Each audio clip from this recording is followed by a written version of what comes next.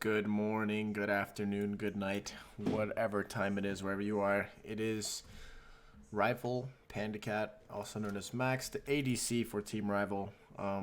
Here to do a in-depth guide. I've done one of these before in the future, in the past, but we're revisiting it. So today we're going to be going over Ullr. This was something that I said I would do if we hit a huge sub goal on stream, which we ended up hitting. So just go into a jungle practice. We're going to go over his abilities, his builds, how you play him, the combos, how I level him, different ways to use different abilities in different scenarios, and just good ways to really utilize the gap to max potential. The reason I'm doing Ullr is because Ullr's been seeing a lot of love in the pro scene. A lot of teams have been highly drafting him, a lot of teams have been highly prioritizing him, and it's mostly for the early pressure that he brings, right? Ullr is a very scary god to go up against due to the amount of damage and CC he has in the early game. It's very easy to get caught off guard and killed in the dual lane or in the jungle, so that's why we've been seeing Ullr so much. He's always been very notorious for the amount of pressure he brings to a dual lane or just a solo 1v1 fight. The second you don't have beads, you're always in a position to be killed by him. So we'll start with the abilities here. Before getting into anything else, we'll start with his passive. Passive is called Weapon Master. All it means is every time you use an ability in the stance that you're not in, the cooldowns of the other stance are reduced by a second. So for instance, let's go ahead and hit level 20 here. You can see my 1 and 3 are leveled, right? They're 14 seconds and 13 seconds. So the passive meters right here, these three abilities, those are your abilities, right, in the other stance. If I was to 1 and 3 in this stance, you swap, you see the passive numbers right here for the cooldown. When I 1, you see it go down from 7 to 6 or whatever. And if I jump, it goes down a second again. All this means is the more the Ullr is able to use his abilities in team fights and in lane, the more his cooldowns are up and the more often he's able to, poke and deal damage and be a threat. So essentially, it's just a good way to tell the Ullr player, use your abilities as often as you can, as much as you can, because that means you'll have them up more often, which means you'll have more opportunities, which just means you're going to have a good time playing this god. So that's his passive. The first ability we'll be going over is his throwing axe or bladed arrow. The parentheses are the second stance. This is the ability that sets up the Ullr combo. It's just a regular throwing axe. As you can see, nothing to it. It's quite literally just an axe that he throws. What it does is it is a straight line ability that stuns the opponent if you are able to connect the ability. So I'll show you here. Here's your ability. It's the regular 70 meters like all the other abilities in this game. You throw it. If it hits somebody, they get stunned. That's that. In bow stance, it's the same thing. It's just a line ability. This one doesn't do anything besides damage. So basically, it's just something you use to, it's like the wave clear. It's an ability you use to follow up off of the stun, off of CC. It's a very cool, very simple ability, probably one of the more simple abilities, despite nothing to it. No stuns, no slows, no nothing. Just the line, does some damage, that's that. That's all it is. So, we have the axe, and we have the bow, what is it called? The bladed arrow. There you go. Go over second ability, expose weakness or invigorate. Essentially, these are just two self-stims. In bow stance, it'll give you power. You see my power went from 0 to 25. In axe stance, it gives you movement speed. Show you outside of this little thing because you're way faster. So you use it from 360 to 432. It's a very hefty amount of movement speed. In fact, it's an extremely good ability to just put 1 point in and not worry about it for a little bit because of the amount of stats it actually gives you just from the rank 1. So yeah, you use these abilities when you're going to look for a combo. With your bow stance, you do 2, and then you hit the 1. If you're running away, throw your axe, somebody's chasing you, you 2. You get on the run, right? Pretty simple abilities. Ullr's kit is very simple. There's not much to it, right? It's just like how you use the abilities, how you sequence the abilities properly, and if you're hitting your abilities. If you're not hitting your abilities with this god, you're not going to be having a good time. That's just how it is. So if you're not mechanically the best player, Ullr might just not be the best god for you. Go to his third ability, Glory Bound or Hail of Arrows. This is his escape or his engage, I guess, if you want to jump in on people. In Axe Stance, his 3 is a jump. That's it. It's just a jump. Very simple. Just a range jump. Goes over walls and stuff. Nothing to it. No slows. No nothing. In Bow Stance, it is a very long range. Put this on normal cast so you can see the distance. A very, very long range. Little small circle that you could use for poke. This is Ullr's main source of poke. When I'm in lane, if you watch my stream or my YouTube videos in this god, you'll see me go for long range 3s like that. It just slowly whittles away the opponent's health, and it's a very, very, very effective way to force people back to base or get solo kills, get last hits. Just a good ability. That's his 3. And lastly, his ult. Ullr obviously doesn't have a typical ult like other gods, like mages, like Poseidon or anything. Ullr's ult is in fact a stance change. When you press the ult, you swap stances. There's me pressing my 4. There's me pressing my 4 again, which means his ult is up at all times, so he doesn't actually have an ult. And what does the ult do? What do the stances do? So, obviously, first off, the ult switches you from stance to stance. So you have bow stance and axe stance, right? This is me pressing my 4. It swaps me. The ult does not trigger the passive, meaning you can't axe and then just sit here spamming your 4 button, right? Reducing your cooldowns. That's just not how it works. Only the first 3 abilities work. But there's a secondary passive to the ult besides actually just stance switching. It is a attack speed bonus that is present at all times as long as you're in the stance, and a physical lifesteal bonus as long as you're in the other stance. So in our bow stance, you'll see here we're at 1.23 attack speed. If we were to max this out, we go all the way up to 1.47. Being in bow stance gives you 25% attack speed, so you're gonna want to be in this stance for the most DPS when you're in a team fight, right? This is just the most attack speed you can get. So it'll be hitting more often, in turn doing more damage. His axe stance, on the other hand, gives you a hefty bit of physical lifesteal. In fact, it gives you 10% more lifesteal than the Bloodforge. It used to give you the same amount as a fully stacked Devourer's Gauntlets. More than a Soul Eater. It's just a very, very large amount. So what you'll see is a lot of times when Ullrs get low or when they need to heal out of combat, they're going to Axe Stance and they'll start swinging away. This is a really, really good way to generate health out of fight or in fight. Pretty scenario dependent, but like I said, very, very, very effective way to turn fights. You know, use lifesteal to your advantage. Go to back camps, hit a couple hit a couple creeps with your axes out, and chances are you will be pretty much fully healed, especially with the builds that we're going to show you. And yeah, that's his kit. Like I said, it's a very, very simple kit. There's nothing crazy about it, right? Like you'll see the new kit time has a slow, a this, a that, some prot shred, a TP, vision on this, vision on that. Who doesn't have any of that? He has damage, and that's quite it. He just does damage, and he's really good at doing damage, pretty much.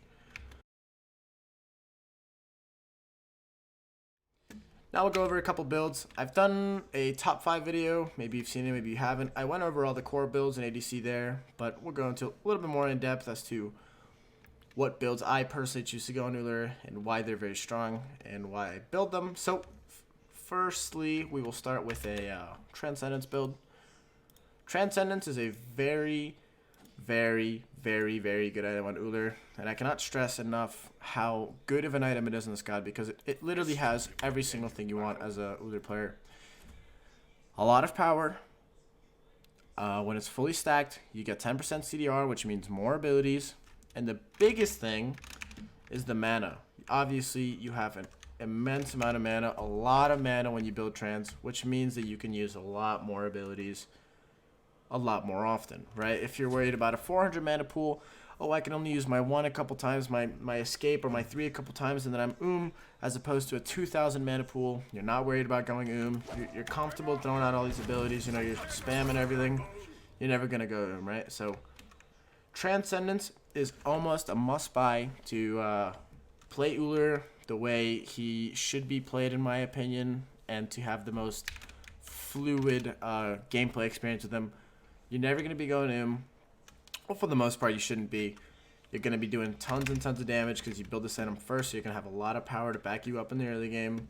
The CDR is very nice for poking people out, especially if you could stack Transcendence early, you'll have that CDR, you'll have that mana, so the people who you're laning against won't actually stand too much of a chance boxing you, because The power is crazy, and the CDR is nice.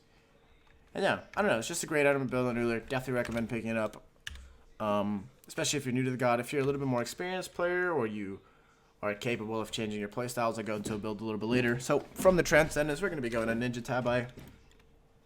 I think either variant of the boots work. If you want to go ninjas, you can go ninjas. If you want to go Warrior Tabi, you can go Warrior Tabi. Warrior Tabi obviously gives you a little bit more bang for your buck with the physical power. What you're losing is the attack speed and the mana. Ninja Tabi, in my opinion, feels a little bit more. It feels better to me in game. The attack speed coupled with the alt attack speed, it just makes the god feel a little bit more like an ADC, not just like a King Arthur, like, you know, slam your head into your keyboard and press all your abilities at once. I like the Ninja Tabi. You can go the Warrior Tabi if you want. It's not a big deal.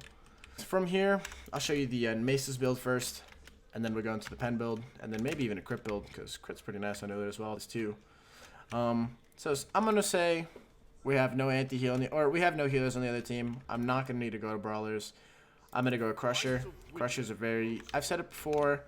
I'm not a big fan of Crusher on any ADCs besides Ullr. He's very, very good at utilizing it. Crusher is good with the Transcendence, just a bit of power and some flat pen. The 20% attack speed is nice. It's pretty much, like I said, all the stats you want in a Hunter.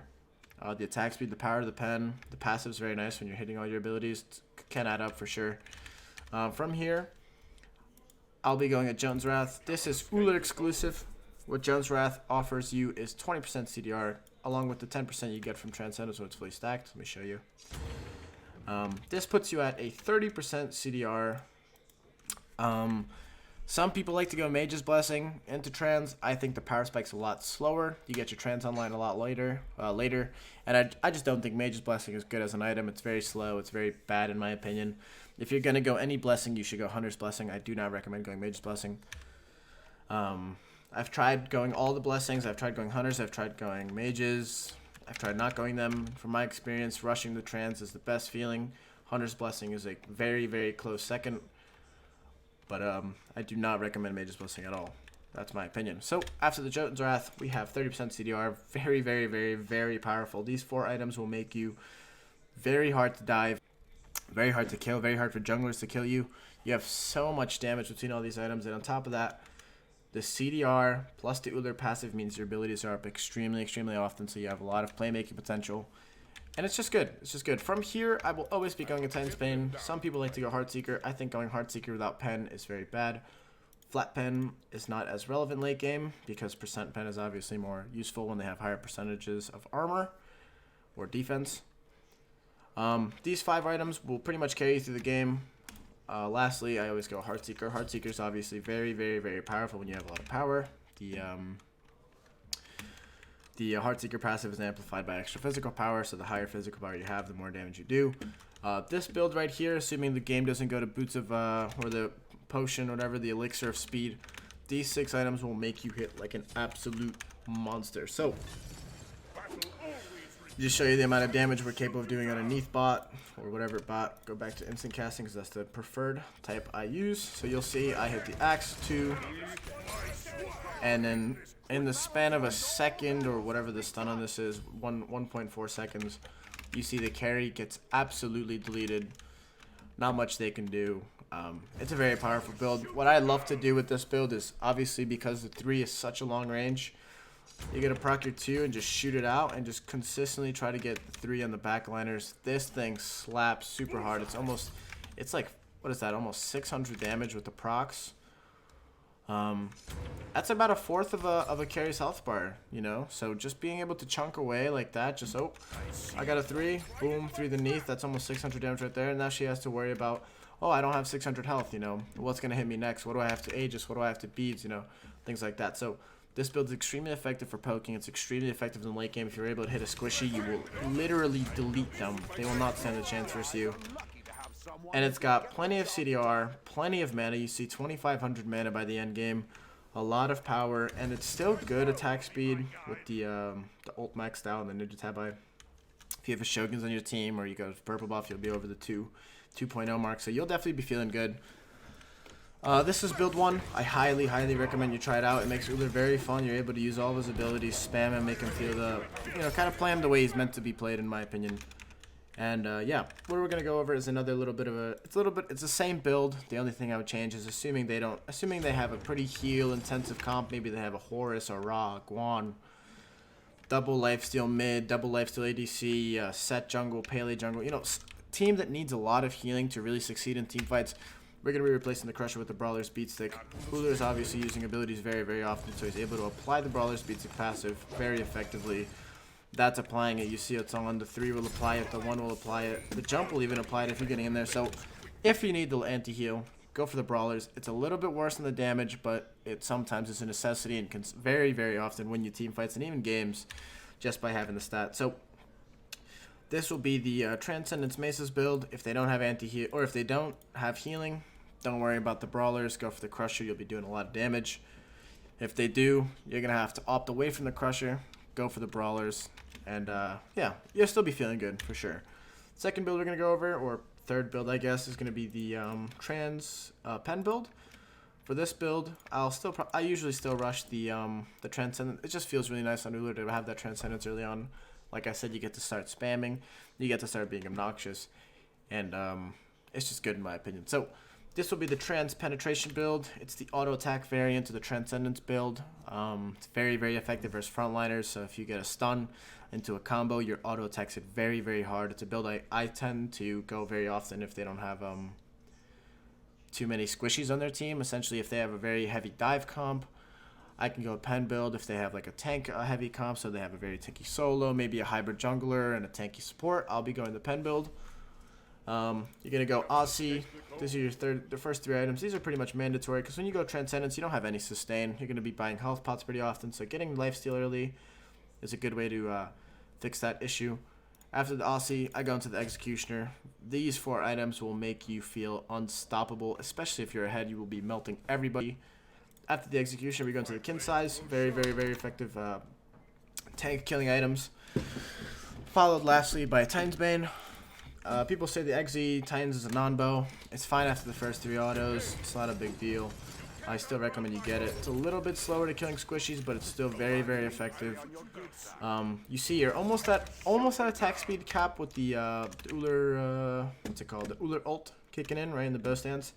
It is just very, very strong build. I go this build all the time. It's very strong, very easy to, play into almost every comp. You never have to worry about, do they have this, do they have that, do they have a Thorn, do they have a Spectral, do they have anything, right? You could just build it with your eyes closed, and I assume you can assume that you will be pumping damage out in no time. So this is the Pen build. I go it if I'm not going the Maces build, then I go the Maces build.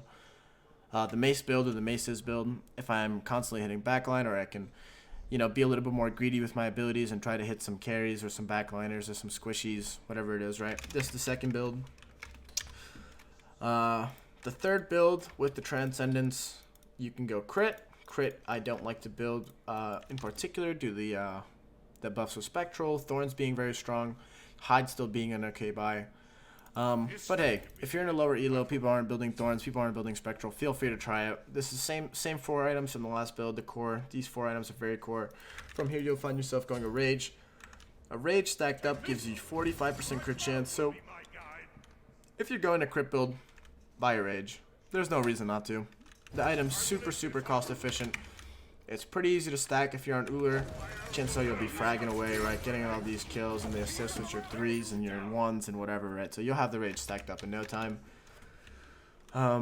What's a crit build out of Deathbringer? We'll be rounding the crit build off with the Deathbringer. This is the core 6 items. We'll talk about the boots in a little bit. With these items in your 2 proc, you hit like an absolute tank or an absolute truck. Very, very fluid gameplay if you're hitting your abilities and hitting frontliners. It's gonna feel good. The build is strong, like I said. I just don't build it because on higher level rank, people tend to find the counters to it or use the counters towards crit. So I don't find myself in this very often. But hey, if you want to try it, go ahead, give it a shot, tell me how you feel. And yeah. I'm not going to go over the Devourer's Gauntlets build. I've been over that build plenty of times. I have the command on my stream. I'll build it for you. I don't recommend going this build because you are quite often.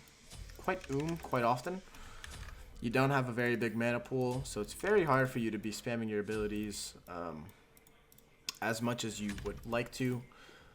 This is the whole 5 item build. Once you're late game, you're gonna sell your blessing, probably for an oboe or a toxic blade if you need the anti-heal. This build's very strong, nothing wrong with it. It's just the playstyle's a little bit different. It's not how I recommend new players to play Ullr. You feel a lot more choked out on how much abilities you can use and what plays you can make. But don't get me wrong, the build is extremely powerful. The Virus Gauntlets in combination with the passive lifesteal from the ult, it's some crazy healing. A lot of ways you can turn fights with this much healing. So give this build a try. Like I said, if you're still new to the game or you're still learning the god, I don't recommend it as much. But hey, if you want to try it, go for it. You guys know the crit build's the same thing.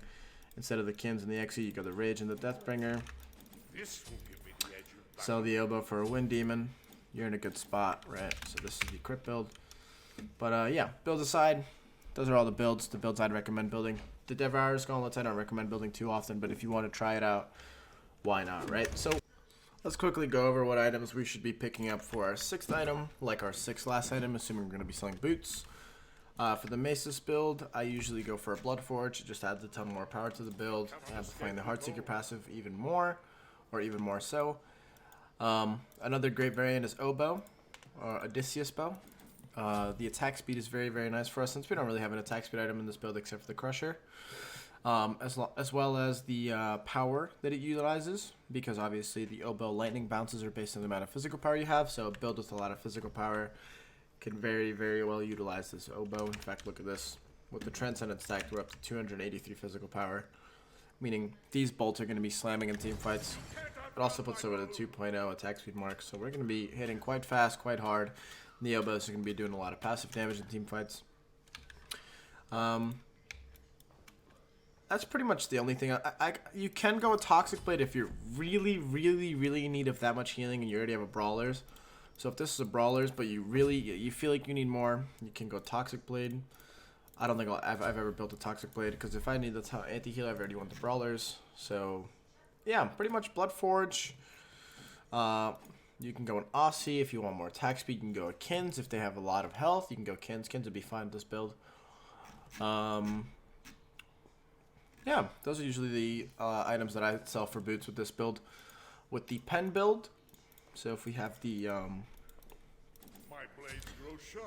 where is this? This build, we have the Titan's Bane as the last item. We'd be selling the boots for typically an oboe. It'll help us increase our DPS, puts us to the 2.5 cap. Very nice. Being consistently capped, especially on a god that has no attack speed sword, it is very nice for us to be consistent at the cap. If you need the anti-heal, go for an oboe. If you need more damage, you can go for a Heartseeker. If you want a little more survivability, go for a Bloodforge. Maybe even an Ichavolt. I've actually never built this item, but could be okay to build. Don't be afraid to maybe build a defense item. If you're getting dough very hard, you can go Discord. Give you some more CDR, make you feel a lot safer in team fights. You will lose out on some damage, but it's okay. If you're surviving, you're doing more damage than you're doing if you're dead. So, give that a try. Those items apply to the same way to the Devourer's builds. If you're going to be going the crit variant, you want probably a Titan's Bane at the end of it. Pretty much depends. So if these were your boots, you'd probably get either a Titan's Bane for the pen. This build is extremely powerful, or you can go Wind Demon. If you don't need the pen, go Wind Demon. This build's very strong. Does a lot of damage. What else? I think that's all of them, right? So we have pretty much your last item should always be something, either Toxic Blade, maybe Bloodforge, maybe Heartseeker, maybe Oboe. If not, you can go for something defensive like a Magi's or a Mantle. Those are great items to buy as well. If you're being dove really hard, Mantle's nice. They have a lot of CC. Or if they don't have a lot of CC, but they have like one or two gods that have CC that's not very easy to hit, such as like an Ares pull or an Athena taunt, go for a Magi. It's very effective versus those gods. Actives, pretty much always want to go the standard beads Aegis. These actives are very nice to have. Some people have been going the upgraded shell variant. It's not bad. You can give it a try if it's your playstyle. If it suits your playstyle, it's not actually that bad. Shell allows you to keep outputting damage while being tanky, whereas Aegis you can't do damage, obviously.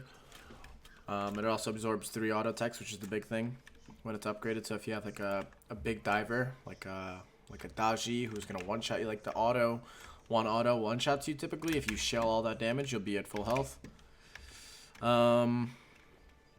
Sometimes I do it. Sometimes we all do it in ranked or casuals. You can go for a blink. That way you can go for the blink axes. A little bit cheeky, but very fun to use nonetheless. Blink, axe, combo. But yeah, you pretty much always just want to have beads and Aegis. Those are the most standard active use, or actives we'll be picking up. And yeah, those are pretty much the actives. Either one of these 4 actives. So blink, shell are the more niche ones. Beads, Aegis are going to get you through the game just fine. I pretty much have them every single game unless I'm super far ahead and I'm trolling. Then I go blink. How do we start with pots? We go 2 health usually. Actually, if we're rushing trends, I've been doing 3 health, 2 manas, maybe 4 health if you're boxing on lane. You can also do 3 health, 3 multis. This is for level 1, that is, right? You can do that. If you're going to go Hunter's Blessing, you can go 2-2. You can go 1-1. It depends on how much you're fighting in lane. Safest bet, you go Hunter's Blessing with the trans, you go 2-2. You'll have enough mana, you'll have enough health sustain to box. If you have totems, make sure you're always dipping into the totem. It's very, very nice for the mana sustain. Upgrade your actives when need be. So if you feel like your beads are consistently being forced or used and you need them up more often, I actually upgrade my beads pretty early on. Not early on as in within the first 2 or 3 items, but if I'm on the 5th, 6th item and like, oh, my beads are coming up soon and I've been using them a lot, I'll upgrade those. I usually try to get a 6th item before I go for a 500 pot, but it's really, really nice to get a 500 pot on Ullr early on because it gives you 10% CDR. So if you get the trans build with the Jun's Wrath, you cap yourself out really early on. Well, not really early on, but you do cap yourself out, which is very, very nice to have in team fights. Typically, you probably want to grab a health pot early on in lane, because if you go for the trans build, like I said, you'd have trans boots, no Aussie yet. Poke is permanent, right? There's no healing. This kid has no healing since we don't actually go for the ult until later on in the game. So I usually buy a health pod, sometimes even 2 if I plan on staying in lane a long time. Definitely would recommend that. Yeah, let's move on to the next section. Let's move on to the combination. So how do you play Ullr, right? You've seen me killing the bots, you've seen me using the combos, but what do you really do? So, like I said, the X stance is the playmaking stance. You have the stun in it. The stun you use to set up your entire combo.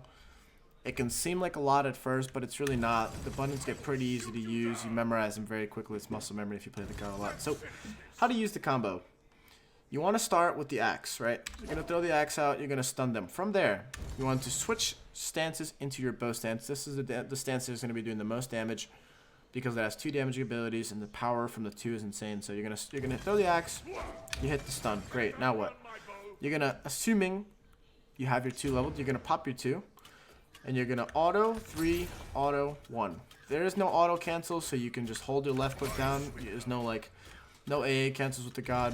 You just, well, there is AA cancels with the god. There's the axe auto axe, but in between the 1 and the 3, there is no auto canceling. You just hit the axe, swap 2, 3, 1, boom. That should be a kill and a squishy. If not, they'll be extremely low, probably an auto or 2. And it's also quite a bit of damage on a frontliner and a tank. So you'll see me come into lane, play a corner, look for the axe, instant change stances, boom. 2 in the bow stance for the extra power. 3-1, auto in between all of it. You're going to be doing a lot of damage. It's very, very easy to combo to learn. Can be a handful at first, but you're going to throw the axe, like I said, 3-1 on top of them. That's that. Hold your jump. If they jump away, you know you jump after them.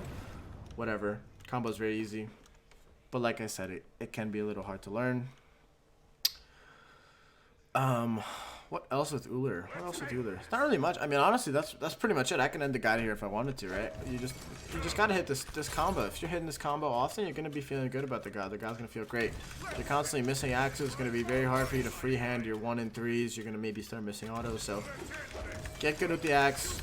You know, get comfortable leading it. There's no leading. There used to be leading. So get comfortable throwing it. You know, read some patterns, some movement patterns. Oh, you know, this guy's been juking right. When he's juking, you know, throw it to their right. Oh, he's been juking to his left. Throw it to your right. Oh, he's not been juking at all. Throw it straight. If you're missing the axe, the guy's going to feel kind of clunky. He's going to feel very hard to get your damage out on. But if you're hitting it, you're going to feel great. So Honestly, doing something like this before you start a Smite gaming session, it'll warm you up a little bit and you'll feel a lot better on the god. Maybe hop into a jungle practice, throw your abilities out, just like that. Not very hard. Yeah, that combo will annihilate squishies. You're going to one-shot them. They're not going to stand a chance. Frontliners, like I said, also in danger of dying. Typically won't be able to kill a frontliner on your own in one combo, but it'll be enough setup and enough damage for maybe you and your mage or your other backliner to get the killing blow on them. So practice on hitting the axes. Work on hitting them. It's not a very hard ability. It comes out quite fast. Just aim it at your target. That's the best advice I have. Don't try to lead it too hard. You'll see it's very fast. Don't try to lead it. Don't try to guess. Just throw it right at them. Chances are you'll be good to go very soon. And yeah, hit that combo. You'll do damage. Let's go over an auto cancel or 2 auto cancels. Auto cancel it's quite that. So you're gonna cancel the animation of an auto with an ability or an animation of itself, and go straight to your next auto. So you see, instead of auto, I auto, ability auto, the second auto comes out a bit quicker. There's a couple different auto cancels with Ullr. There's the auto to auto, right? You could do that. So you're boxing somebody, auto to auto, resets your auto chain, you go to the next auto. The more popular one is auto insta axe auto. So it's auto one auto. Just another auto cancel. I believe in bow stance you can, I think, wait. No, there's not an auto cancel in bow stance. The axe stance has the auto cancel, so that's right. So if you're an axe stance, if you want to maximize damage, that would be the best way right there. That's the combo. Auto to auto axe, boom, just that. Probably slow that down if it's too much. That's the full combo. Very, very straightforward. Hit your abilities, you get a lot of kills. That's it. How do you clear with Ullr? Pretty easy. You won the wave. It is quite simple. The waves are very easy for you to deal with. Early game, if you have the Transcendence, you don't have to be too greedy with mana, so you can 3 the fronts, 1 the backs, it should clear them, or you could 3 the backs and then 1 through the whole thing. It'll clear the archers. You'll have a couple extra autos in the melees. Not a big deal. How do you play the lane? The lane, you want to look for these as much as you can. Proc your 2 before your 3. Look for the long range poke. If you miss, it's not a big deal, but you want to look to poke as much as you can. So when you're looking at your opponent, say your hunter's here, right? You're gonna want to look for a 1 this way, right? Get some poke. Oh, hit him there. It doesn't matter if you don't clear fast enough, but what'll happen is, in lane, if you hit somebody with enough combos, oh look, he's low, then you jump in, and then the rest you have to play like play by play. But it's a very, very easy way to get a solo kill. In lane, you want to be throwing axe out as much as possible. Even if you're 0 for 10, excuse me, 0 for 10, the 1 axe that lands will probably get actives or inactive, or even just get a kill for you if they're too slow with the active. So don't be shy. Throw your axes. If you're missing, don't worry about it. Don't let it stop you from throwing these as much as possible. You want to constantly look for stuns, play corners. Right hand peek, something we all use as players, and I suggest you use it as well. It's just you being able to turn your camera this way and still look from the right corner of my screen, right? I see what's going on by that rock over there. So when you see somebody coming, peek out, boom, catch them off guard, do the combo. You'll be feeling good about it. What else? The 2s persist through both stances, so you can 2 an axe stance and you'll have the movement speed in bow stance. It's a buff that they gave a little while back, but it's quite nice. If you don't have abilities in the bow stance, you can change to the axe stance. With the bow 2 proc, you'll have the extra power. Very nice. You've probably seen some Ullr streamer playing, and they're doing this while running away, and you're probably wondering, what the heck are they doing? Like, why are they using their abilities on the ground, right? What is this doing for them? What that's doing is, like I said, we went over the passive, it's reducing each of their abilities in the opposite stance by 1 second. So if they're getting chased by a jungler, you'll see them just run, and then eventually they'll use enough abilities to get their cooldowns up. They'll jump out of the way, right? So if you have the trans, don't be shy. Use your abilities. It'll help you spam a lot more, like I said.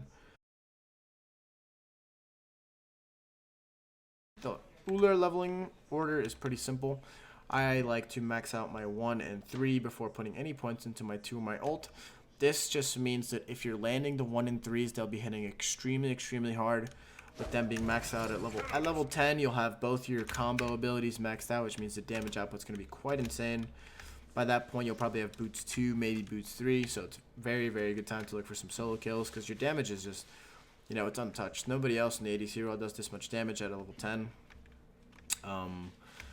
After that, you want to put a point in your 2, at least 1 point. Like I said, the 2 is very, very efficient. 1 point in the 2 gives you 20% movement speed. That's a crazy amount of movement speed. It's more than you get from boots. So just having a point in your 2, you have an effective boots when you proc it, right? So your ability to run away from ganks and run away from people like in your lane or chase people down becomes extremely, extremely potent. Let's just say, because you know I went to college, so I'm a genius. Put a point in your 2 at level 11 usually. From there on out, you want to put as many points into your ult as possible. The passives are extremely nice, seeing as you're always in a stance, so you're always going to have a bonus available to you. And then from there, you're just going to pop points in your 2 until you can put a point in your ult. By 17, you'll have a lot of points in the 2. Your ult will almost be max, and you're going to put a point in the 2, point in the ult, whatever. That's how I level my Ullr. If you want, you can put a point in your ult at level 5. You're just going to take away from the base damage of the abilities. You can put a point in your 2 a little earlier. You're just going to take away from the ability damage in the 1 and the 3.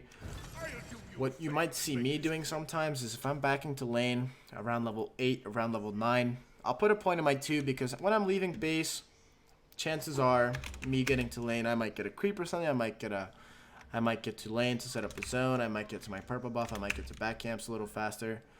And that can help me. So what I'll do is sometimes around level 8 or 9, when I'm having, you know, when I have like 3 or 4 points in my 2 and 1 and 3, I'll put a point in my 2 just to get to lane faster. I don't recommend doing it at level like 3 or level 5 or level 7.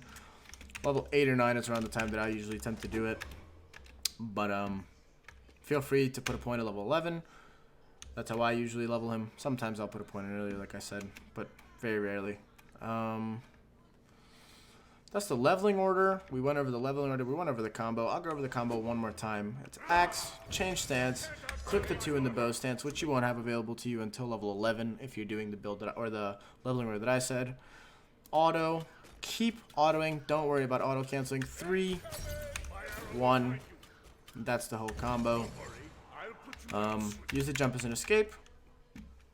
That's pretty much it. Ullr's a very straightforward character. I didn't expect this guy to even be 30 minutes long because, quite honestly, all you have to do is hit the combo and you'll be good to go. You can tank objectives pretty good, or pretty good. Wow, pretty well with the physical lifesteal from your axes. You'll see. Obviously, this is a very low gold free, but you don't even take damage sometimes. Turn fights with your axe stance. If you're getting low, you know, throw an axe out, heal with the autos, and yeah, that's pretty much it, honestly. Use your 3 for poke, spam your abilities, you know, use your 2 quite often. The movement speed can make it quite hard to hit or juke or catch or whatever whatever the scenario may be. Hit the axe, change the stance, hit the full combo. You'll be feeling good about the god. I think that's going to be it for me for this video. I'm going to try and get some gameplay footage, put it in the end, or put it in the end of this video. And yeah, if you did enjoy this video and this guide, I know it's pretty easy to play Ullr, but some people have a lot of trouble playing him, so make sure to like, comment, and subscribe. Tell me what guide I should do next. I think I have a Huyi guide that I'm going to be doing next, coming up soon.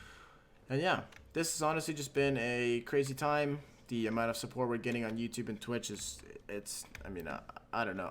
I'm honestly left speechless by it every night. Thank you guys all for watching. Thank you guys all for supporting me and my content and my stream and everything that I do. You guys make this, like I say quite often, dream a reality of mine. So yeah, enjoy this video. I hope you enjoyed it at least. That's it for me. Till next time, this is PandaCat and I'm out. Peace.